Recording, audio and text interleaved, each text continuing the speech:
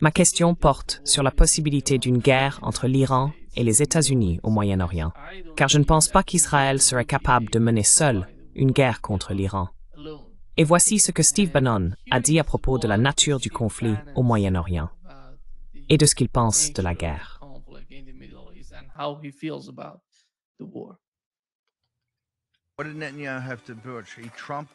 Qu'est-ce que Netanyahou avait à faire? Il a inventé, totalement inventé, un mensonge éhonté à propos des Perses. Ils avaient de plus grandes ambitions stratégiques et ne se souciaient pas d'entraîner les États-Unis dans une guerre de 20 ou 30 ans. Cette époque est révolue. Le président Trump s'est affirmé en disant « Hey, tu es un protecteur ». Qu'a dit Netanyahou? Il a donné des ordres, n'est-ce pas? Il a donné des ordres comme il se doit. S'ils veulent y aller seuls, eh bien, que Dieu les bénisse, qu'ils y aillent. Mais ne nous entraînez pas là-dedans. Nous ne sommes pas de la partie. Ce qui s'est passé ces dernières années est scandaleux, et nous n'avons toujours pas d'enquête sur le 7 octobre. Et croyez-moi, si les mains de Netanyahou étaient propres, il y aurait eu une enquête, et elle aurait été bouclée en 30 jours. Notez-le avec votre crayon numéro 2, parce que cela va arriver, et vous allez être choqués. Il n'y a aucun moyen que cela se soit simplement produit comme ça.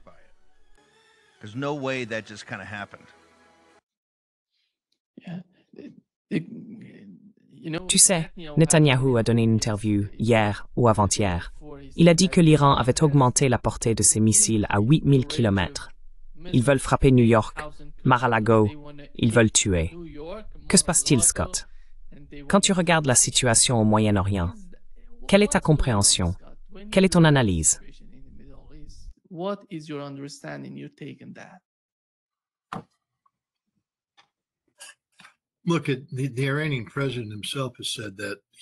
Écoutez, le président iranien lui-même a déclaré qu'il pensait qu'Israël allait frapper à nouveau et que l'Iran s'y était préparé. Je ne partage pas cette conclusion, ne serait-ce que pour une autre raison. Il faut se rappeler qu'Israël a été celui qui a décroché le téléphone et supplié Donald Trump d'un cessez-le-feu à la fin de la guerre de 12 jours. L'Iran, de son côté, était bien content de l'obtenir, car il venait de subir un événement de type Pearl Harbor qui avait décimé sa haute direction militaire. Et les Israéliens ont sorti tous les atouts de leur manche avec ces flottes de drones secrets traversant l'espace aérien azerbaïdjanais pour attaquer l'arrière non défendu de Téhéran et de Parchin, ainsi que toute l'industrie de défense située au sud-est de Téhéran.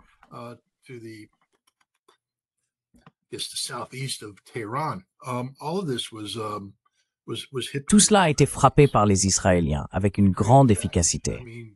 Je veux dire, l'Iran a été durement touché. Il n'y a aucun doute là-dessus. Mais l'Iran s'est rétabli. Et à la fin de la guerre, les avions israéliens, eh bien, les Iraniens ont publié des entretiens intéressants avec leurs pilotes. Attendez une minute. L'Iran a encore des pilotes? Je pensais que les Israéliens avaient anéanti toute la force aérienne iranienne. Parce que, où était la force aérienne iranienne pendant cette guerre de 12 jours? Elle faisait son travail. Apparemment, la force aérienne iranienne, y compris ses vieux F-14 et quelques vieux F-4, verrouillait les avions israéliens pendant leurs attaques, car les Israéliens utilisaient principalement ces missiles Air-Sol Blue Streak.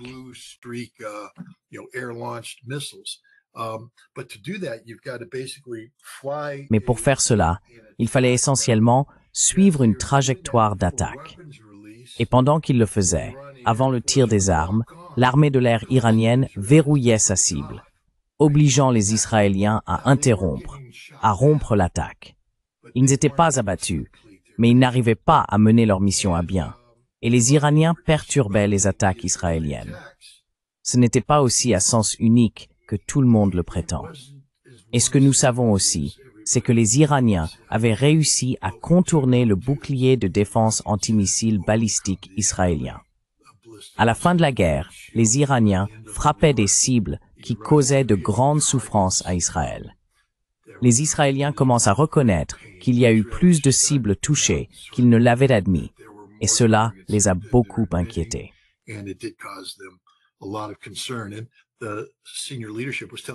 Et la haute direction disait à Netanyahou, « Si nous continuons, ils vont vraiment nous mettre en difficulté. Nous devons arrêter cette guerre maintenant. Nous avons perdu le contrôle du résultat. » Nous en arrivons donc au présent. Qu'est-ce qui a changé? Le bouclier de défense antimissile d'Israël a-t-il changé? Vous savez, il y a un livre très intéressant, écrit par un spécialiste britannique du renseignement technique à propos de la Seconde Guerre mondiale. J'avais le titre sur le bout de la langue, Le secret de la guerre, une guerre secrète, quelque chose comme ça. Mais il traite du renseignement technique. En gros, chaque camp étudie les capacités de l'autre, fait de la rétro-ingénierie, et c'est ainsi que nous avons obtenu le radar allemand, le radar britannique.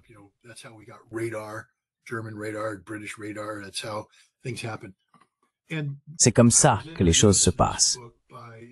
J'ai été présenté à ce livre par des officiers israéliens du renseignement technique qui travaillaient pendant la guerre du Golfe. En gros, vous savez, les Irakiens tiraient leurs missiles Al-Hussein.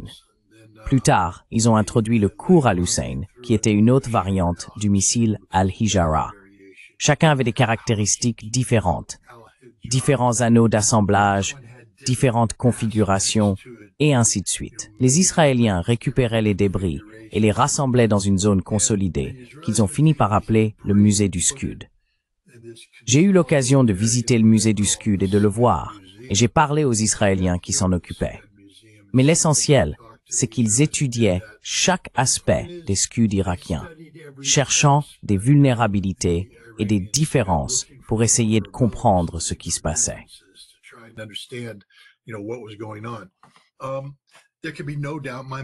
Je n'ai aucun doute que les Israéliens ont fait la même chose après cette récente guerre de 12 jours. Mais qu'ont-ils appris? Les Iraniens ont déclenché le conflit en tirant leurs missiles vieux de 20 ou 30 ans, saturant le système, le submergeant. Mais ces capacités étaient déjà connues des Israéliens à cause de True Promise 1 et True Promise 2. Les débris de ces missiles avaient été récupérés par les Israéliens. Ils les connaissaient donc bien. Cependant, vers la fin de la guerre, l'Iran a commencé à déployer d'autres missiles, soit des modèles plus anciens avec de nouvelles configurations d'ogives, soit de nouveaux missiles hypersoniques. Et ceux-ci ont eu un effet considérable.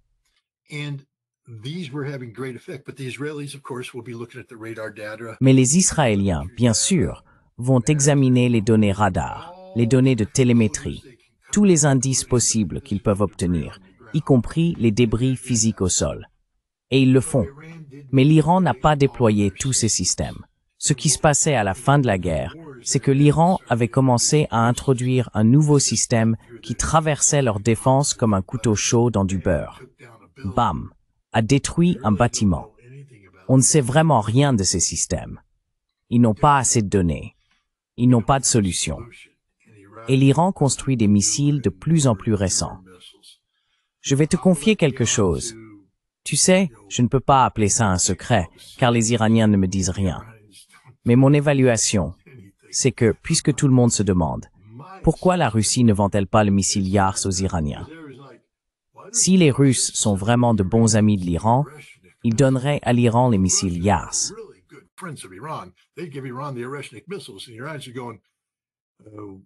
Et les Iraniens disent, on l'a compris. On n'appelle pas ça un rationnement, mais ça revient au même. Oui, ils ont compris. Et Israël ne peut rien y faire.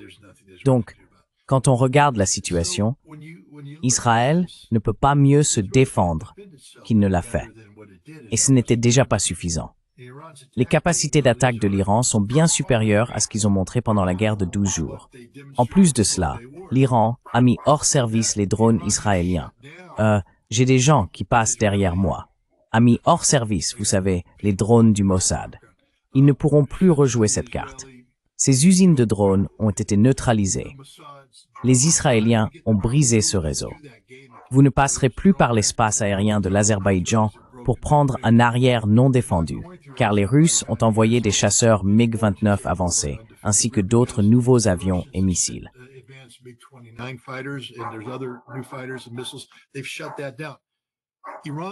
Ils ont mis fin à cela.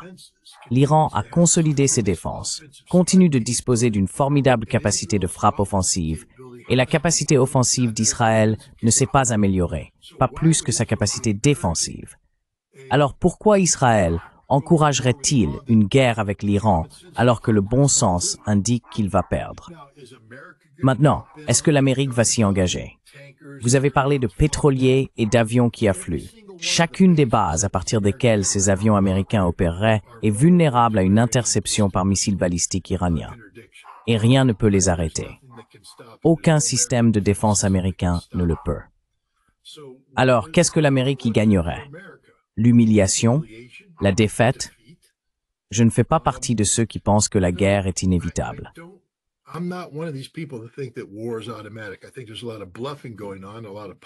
Je pense qu'il y a beaucoup de bluff, beaucoup de posture.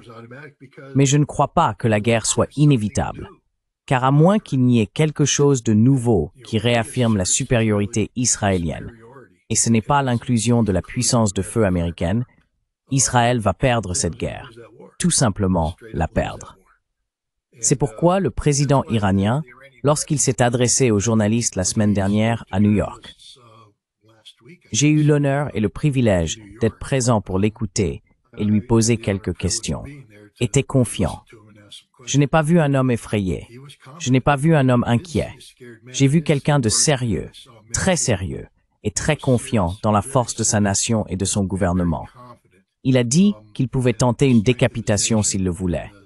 Il a dit « Il y a 6 versions de moi. »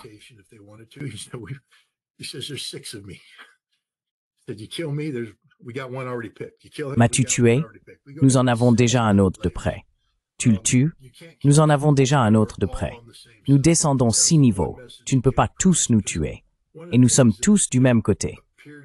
C'était le message principal qui est ressorti, car l'un des objectifs de l'Occident et d'Israël a été d'essayer de fracturer l'Iran, de pousser l'Iran à se diviser en parties constitutives selon les ethnies, de détacher les Azéris, les Kurdes, les Arabes, les Baloutches, et ainsi de suite, voire de fragmenter les Perses selon des lignes tribales ou économiques. Et le président iranien a reconnu qu'il existait de sérieuses fractures en Iran. Il a été honnête. Il a dit « Nous avons commis des erreurs ». En fait, il a parlé des femmes d'une manière dont je n'avais jamais entendu un dirigeant iranien parler auparavant, évoquant les problèmes de genre qu'il faut résoudre.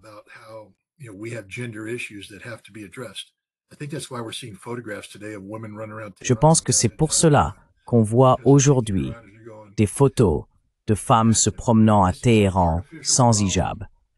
Parce que les Iraniens disent que c'est un problème artificiel dont ils n'ont pas besoin. Ils peuvent apaiser une bonne partie de la population simplement en disant non au port du hijab. Et il a dit « Nous faisons cela.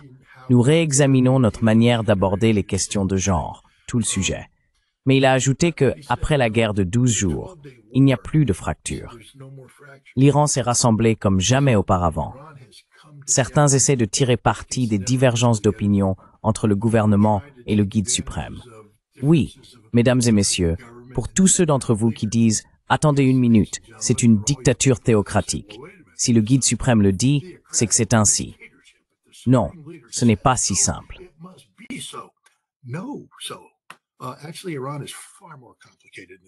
En réalité, l'Iran est bien plus complexe que cela. Il a un parlement élu par le peuple, ils ont une constitution, il existe des processus, des choses qui se passent, et le président est en fait très influent et très puissant d'ailleurs. Et oui, il y avait des divergences entre le président et le guide suprême, plus maintenant. Il dit qu'ils sont sur la même longueur d'onde. Tout le monde marche au même rythme. Quiconque pense pouvoir profiter de l'Iran et le diviser devrait y réfléchir à 2 fois. Et c'est pourquoi je ne pense pas qu'il y aura une guerre. Car une chose que j'ai apprise sur les Israéliens, c'est qu'ils peuvent avoir la pire politique du monde, et c'est le cas. Mais ils ne sont pas stupides. Ils ne sont pas stupides quant au monde dans lequel ils vivent. Et les Israéliens ont une connaissance profonde de l'Iran, une connaissance approfondie.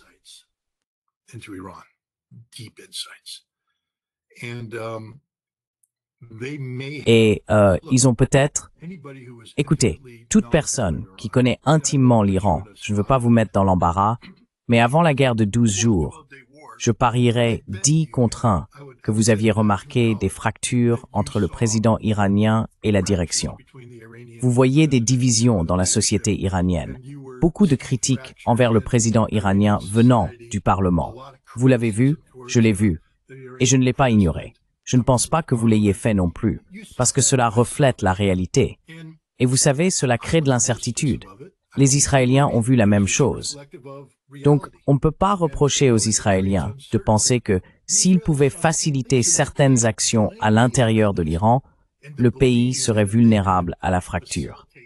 Mais ces mêmes personnes maintenant, regardez, l'Iran a été recollé à la superglue. Et je veux dire, c'est de la superglue de haute qualité.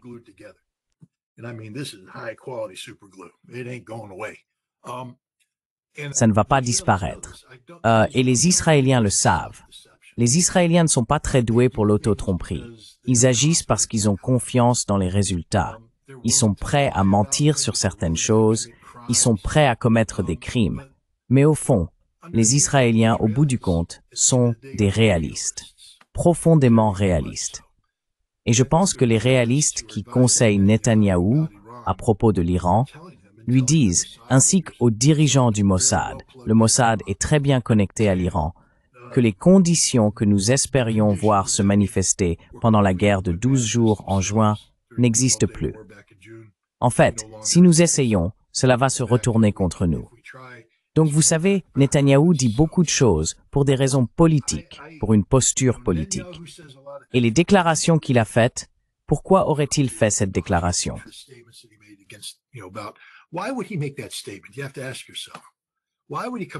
Il faut se demander pourquoi il est sorti avec cette attitude de dessin animé, en disant « Ils ont de gros missiles, ils volent sur 8000 miles, ils peuvent atteindre Mar-a-Lago, ils vont te viser, Donnie, mon grand, toi, et Mar-a-Lago, cet endroit que tu aimes en Floride. Ils vont te frapper avec ce gros missile, ce fichu gros missile. » Je veux dire, c'était stupide. Stupide. Pourquoi ferait-il ça? Parce qu'il a paniqué. Parce qu'en réalité, ils ont frappé l'Iran avec tout ce qu'ils avaient. Et l'Iran a tenu bon. Imaginez aller dans un bar, regarder un type et dire « Très bien, je vais lui en coller une. C'est comme ça que je vais gagner ce combat. Je vais juste m'approcher et bam, il tombe. Et puis tu le frappes de toutes tes forces et il se retourne et dit « Aïe ».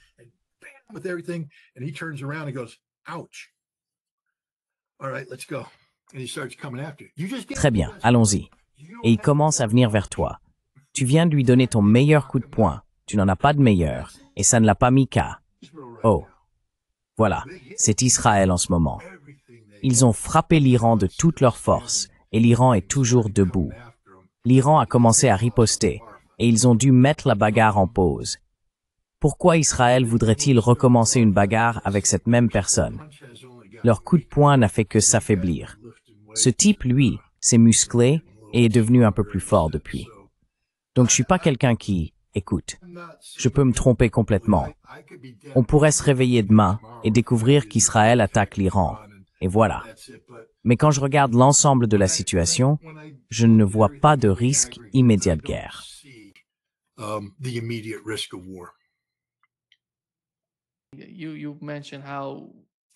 Vous avez mentionné à quel point la situation de Netanyahou est fragile et qu'ils ne sont pas en train de gagner. Est-ce que cela va influencer leur décision à se montrer plus raisonnable face à ce que l'administration Trump essaie de proposer?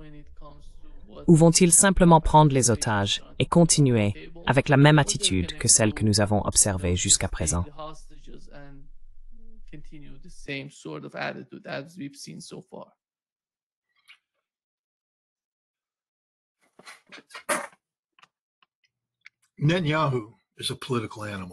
Netanyahou est un animal politique, et sa seule voie vers la viabilité politique passe par le conflit permanent.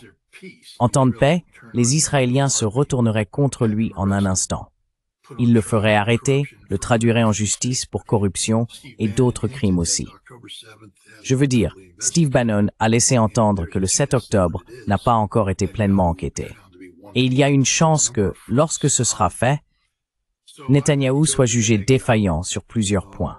Donc, soit il part en exil, ou peut-être est-ce pour cela que son fils passe autant de temps à Miami, à choisir l'endroit où son père prendra sa retraite, soit il mourra dans une prison israélienne.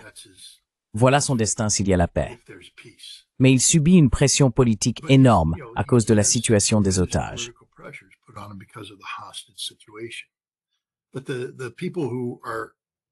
Mais les personnes qui plaident pour des conditions politiques permettant la libération des otages ne sont pas favorables à une solution à deux États.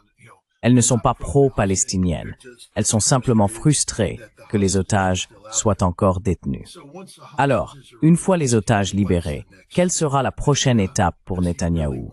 Veut-il vraiment la paix?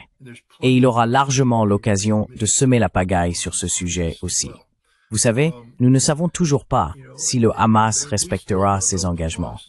Mais je pense que le Hamas, enfin, prenons un peu de recul. La contre-proposition que le Hamas a présentée, celle que Trump a approuvée, correspond à peu près à ce que le Hamas dit depuis le début. Il n'y a pas de grande déviation, pas de grosse surprise du genre. Oh mon Dieu, c'est arrivé.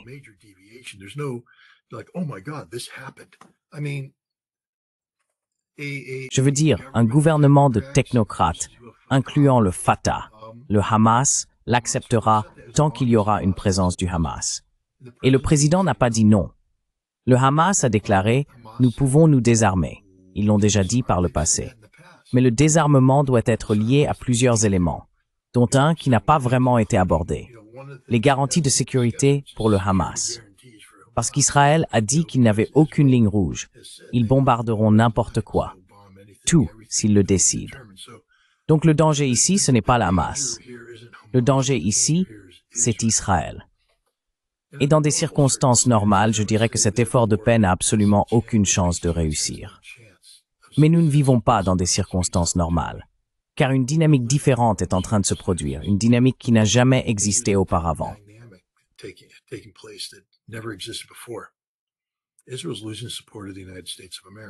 Israël est en train de perdre le soutien des États-Unis d'Amérique. Pas celui du président, mais celui du peuple. Donald Trump a déclaré que le contrôle israélien sur le Congrès américain avait considérablement diminué. Toute l'affaire Charlie Kirk montre que les évangéliques chrétiens commencent à se demander pourquoi nous continuons à soutenir Israël de la manière dont nous le faisons.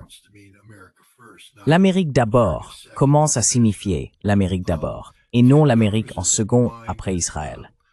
L'obéissance aveugle et servile de Ted Cruz envers Israël, sa fidélité à Israël, n'est plus dans la norme. L'idée qu'un sénateur américain dise « Je suis entré au Sénat pour servir Israël » ne passe plus très bien dans un environnement America First. Et ce n'est pas, vous savez, gratter un édifice de granit solide.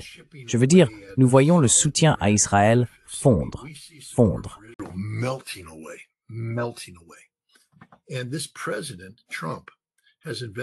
Et ce président Trump a investi une quantité énorme de capital politique dans ce plan de paix. Une quantité énorme. Et si Israël le sabote, je pense que ce sera la fin d'Israël. Car ce qui se passera, c'est que le mouvement MAGA se retournera contre Israël. Et voilà, ce sera terminé à ce moment-là. Et Netanyahou doit le savoir aussi. C'est pour cette raison, précisément cette raison, que je suis prudemment optimiste quant aux chances de ce plan de paix. Pas parce que Trump croit en la paix. Trump croit au prix Nobel de la paix, qu'il essaie de se positionner pour obtenir. Mais ce n'est pas grave. Peu m'importe quelles sont vos motivations, tant que le résultat est juste et bon.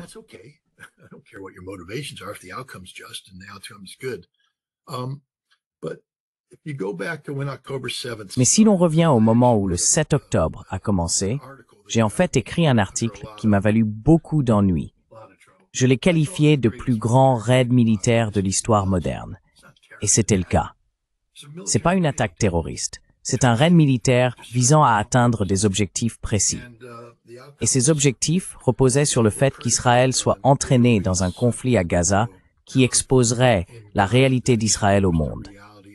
Vous savez, la doctrine de Dahia, dite du fauchage de l'herbe, était connue. Personne n'aurait pu imaginer qu'Israël irait à de tels extrêmes, mais ils l'ont fait. Je veux dire être effectivement qualifié de génocidaire par le monde. Ils ont aussi fait cela pour libérer des Palestiniens détenus par Israël.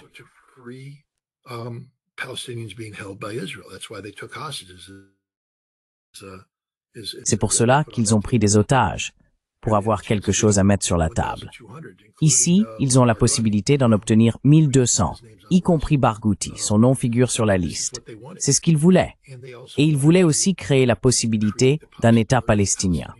Le 6 octobre, personne ne parlait d'un État palestinien. Personne. Aujourd'hui, l'un des éléments clés de ce traité de paix est un État palestinien. Une solution à deux États. Des nations européennes reconnaissent un État palestinien. Si ce n'est pas une victoire du Hamas, alors rien ne l'est. Le Hamas n'allait jamais planter son drapeau sur Jérusalem ni sur Tel Aviv. Vous savez, la Knesset n'allait pas tomber face à une équipe d'assaut du Hamas.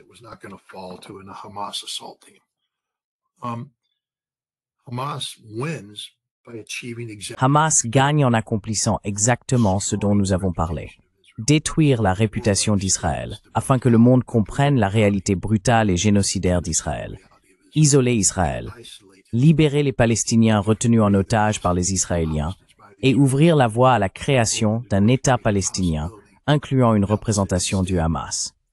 Je pense que nous assistons à la possibilité d'une victoire du Hamas. Netanyahou ne pourra jamais l'admettre, Donald Trump non plus. Mais les personnes bien informées, celles qui se penchent sur cette question, je pense que Sinwar serait satisfait de ce résultat. I think Sinwar would be happy with this outcome.